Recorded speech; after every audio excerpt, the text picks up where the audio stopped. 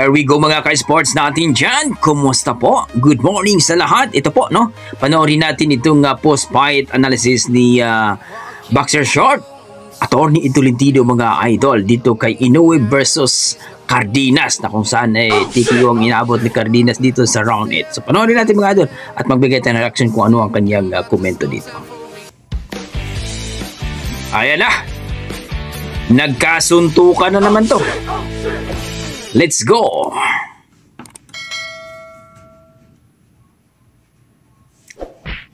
Ayan na. Isang magandang araw ng bakbakan mga kaibigan. Welcome sa Boxer Shorts. Ako po si Attorney Ed Tolentino, kasama ninyo sa inyong corner pagdating sa usapang boxing. Dito sa Boxer Shorts, we do not monetize. Handog sa inyo, diretsong opinion, hango lamang sa ating passion.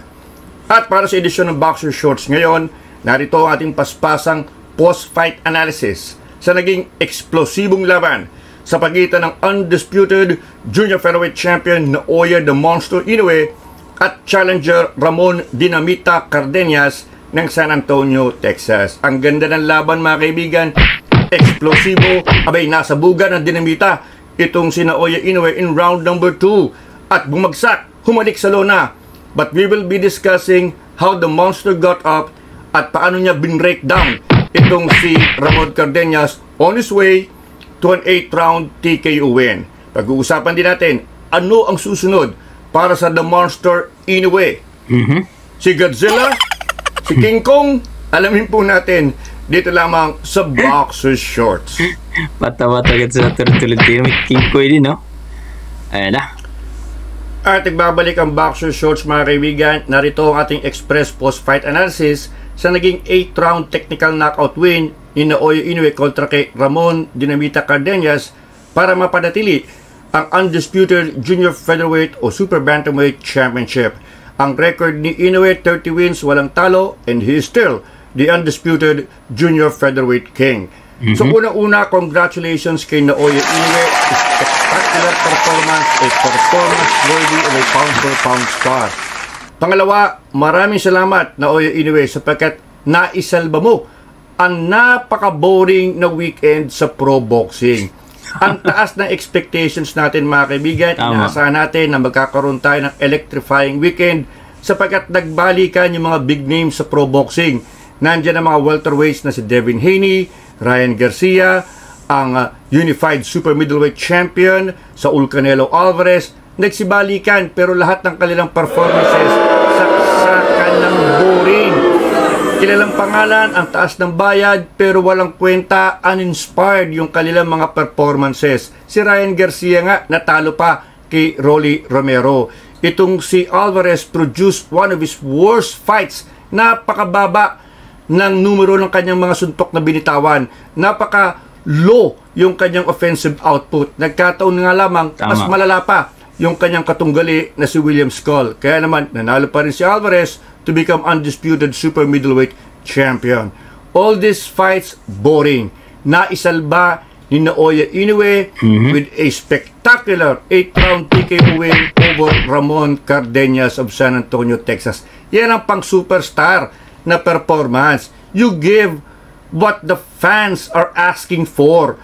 Superstar ke, you have to come up with a great performance. Suklian mo yung mga boxing fans at yan ay nagawa ni Naoya Inoue. Bagay na hindi nagawa ni Garcia, Alvarez at Haney. Balikan po natin ang ating pre-fight analysis mga kaibigan. Sinabi ko sa inyo na upgrade itong si Ramon Cardenas kumpara sa mga ibang nakalaban lately ni Naoya Inoue. In particular, yung Yejun Kim, yung TJ Doheny, walang kwenta mga boksingero. Itong si Cardenas, sabi ko, upgrade ito ng konti. Undefeated in his last 14 fights, having lost in 2017, yun ang kanyang huling talo going into the fight with Naoya Inoue.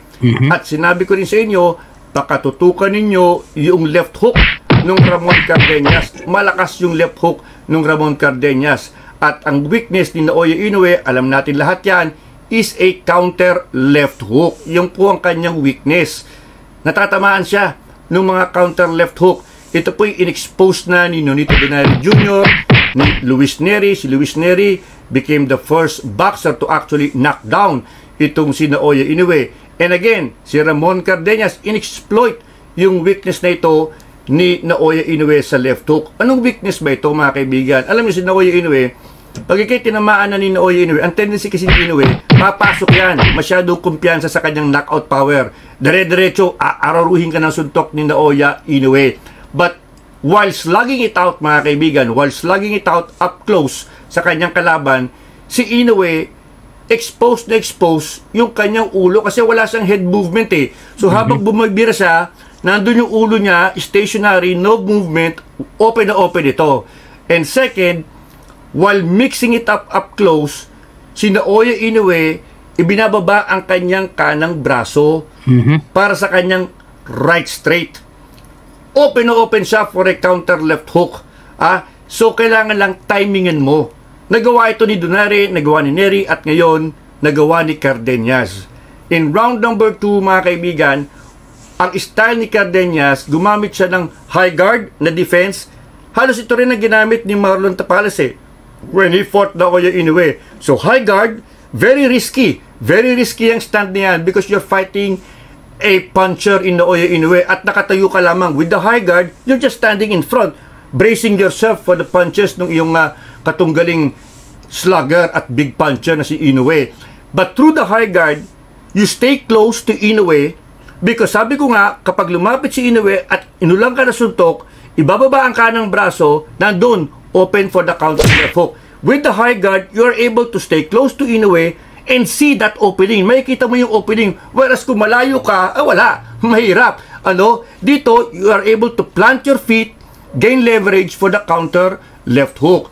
Yan po ang ginawa ni Cardenas, a very, very high-risk maneuver, pero naging effective at least in round number 2 kontra kay Inoue. Because nung umatake si Inoue, si Cardenas was ready with the counter left hook. Lumabas yung sinasabi kong weakness, na-counteran si Inoue, bagsak si Inoue in round number 2. Tama. Minaximize niya yung count, hindi siya nagmadaling tumayo, and he was able to beat the count. Pero nung bumalik siya sa kanyang corner, very obvious, hilo si Inoue. Malakas yung left hook nitong si Cardenas. In fact, he was bleeding on the nose itong si Naoya Inoue. Pero hindi madaling talunin si Inoue. Because yung knockdown na yon, pagtayo ni Inoue, he came back a better fighter. Ganun siya he tries to plug yung kanyang loophole at instead of attacking, ang ginawa niya, combination punching muna. Palalambutin ko muna ito si Cardenas sapagkat nakita niya mali yung sinugod ko, mali yung akala ko'y ready na siya to go down. So, combination punching muna. Kumbaga, he took away Cardenas brick by brick muna. Hindi yung ilalabas mo agad yung cannonball, yung wrecking ball para knockout agad. Hindi. Ang ginawa niya, brick by brick muna, paunti-unti, combination punching, head and body punching. And then, in round number 7, nung nakita niyang wala na, ayun, nilabas yung wrecking ball, tsaka niya inararo kung hindi na makaka-counter. And then in round number 8, mga kaibigan, it was a mere formality because alam natin, wala na ibubugay yung Cardenas sapagkat groggy pa siya after getting knocked down in round number 7.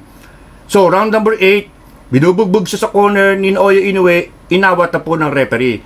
Marami nagsasabi, premature o masyadong maaga yung pagkakatigil ng referee na mukhang pwede pang lumaban itong si Cardenas. Pero wala na po talaga, hilo na po talaga. Sapagkat in round number 7, sinabihan na rin si Cardenas ng kanyang trainer na ititigil ko na ang laban sa round number 8 kapag hindi ka nagpakita ng panibagong approach. Kapag hindi mo pinakitang kaya mo pa. Because you are slowing down, son. Yun ang sabi ng kanyang trainer. Bumabagal ka na tunatamaan ka na Whereas before, nape-pressure mo pa si Inoue. Wala na yung pressure na yon, tinatamaan ka na.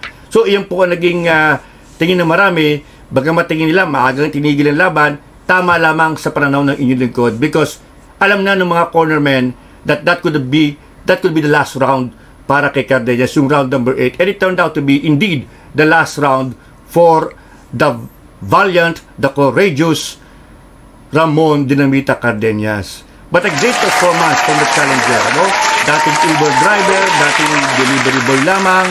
Pinakita niya na he will come back stronger and he is now recognized by many. Maganda ang kanyang pinakita. He earned the respect of Naoya Inoue. He earned the respect of the fans, itong si Ramon Cardenas. But we go back to Naoya Inoue, a very, very impressive performance. Hinahanap ng mga boxing fans ng ganyang klaseng performance. He lived up to his status as a ikangay superstar. So what's next for the great Naoya Inoue? The plan is to fight again in September in Japan kontra kay Murodjon Akhmadaliev, a former world champion, a former Olympian. It will be a great fight, mga kaibigan. Marami nagsasabi, iniiwasan ni Naoya Inoue si Akhmadaliev, pero it's almost a done deal itong kanilang duelo this coming September. That should be a good fight, although Naoya Inoue will still be the big favorite.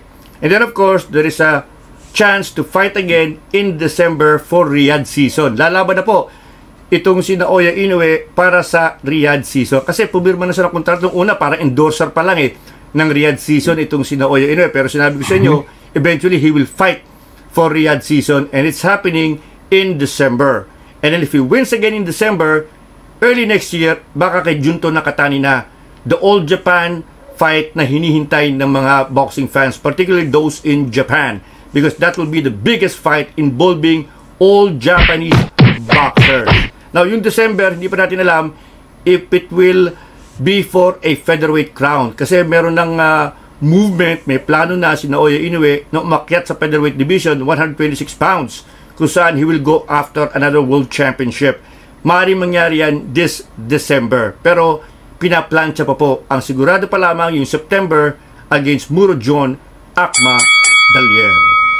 At yan po ang buod ng ating boxer shorts for today. Yun po mga idol, no? At kita po natin na talagang itong si Naoya Inoue, warriors din talaga, no? At talagang naka-recover ka agad. Nasibay the bell, no? Nakita niyo naman na gaya sinabi natin na nasibay the bell itong si Naoya Inoue. Ang tanong lang ng mga kababayan natin, ating mga ka-sports natin, na biglang humina daw itong si Cardenas. Pero ganun pa mga idol, makamao itong si Inoue. Mabilis. Yun ang sinasabi natin, mabilis. Tama yung sinabi nila na itong si Casimero, kapag makalaban ni Inoue itong si Casimero, kung hindi talaga mag-training ng maayos si Casimero, baka tatalunin ni Naoya Inoue. So, mayroon nagsasabi na Casimero, nandun yung lakas at timing. Si Inoue naman, mabilis at malakas. So, magandang laban talaga ito kung pagbibigyan. Pero dito sa laban ni Naoya Inoue at ni Cardenas, hiwatig dito ni Boxer Short at Tolentino na tama lang daw ang desisyon ng referee na itigil kasi walang-wala na daw. So, sa ayon din sa ating mga boxing fans na mga gloves lang daw ang natamaan. Bakit tinigil daw na kaagad yung laban? Pero alam mo mga sports, ang referee kasi niyan, alam nila at ang kung hanggang saan na lang yung boxer. Kasi hindi na sumuntok si Cardenas So, yan, abangan natin kung talagang hindi naiiwasan ni Inoue itong si MG or Murodjon Akhmadaliev, kasi siya po yung champion sa WBE interim, no? So, asahan natin yan, guys. Sinabi ni Atty. Tolentino, ng ating malupit na analysis, na next fight daw itong si Murodjon Akhmadaliev. So, antayin natin yan. Magandang laban din yan, no? At kita naman natin na itong si Inoue ay feeling ko mananalo pa rin sa dito kay Murodjon Akhmadaliev. So, para sa akin, ang dito sa 122 pounds talaga, no? Ang katapat lang talaga ni Naoya Inoue, frankly speaking lang talaga, prangkahan, si Casimero lang talaga. Oo. Ang problema ngayon, si Casimero hindi pa natin na kung kailan ang laban niya. So, ano ba sasabi niyo sa laban ni Naoya Inoue? Agree ba kayo sa sinabi ni Atty. Tolentino na tama lang na tinigil na yung tinigil na yung laban ni Cardenas at ni Inoue dahil wala nang hilo na tong si Cardenas At great fight yung nangyari. Ako, naboring talaga din ako sa laban ni ni Canelo Alvarez at saka ni Skal. Parang hindi championship bout, no? undisputed yung pinaglalabanan nila eh. At nagulat din tayo dito kay Ryan Garcia.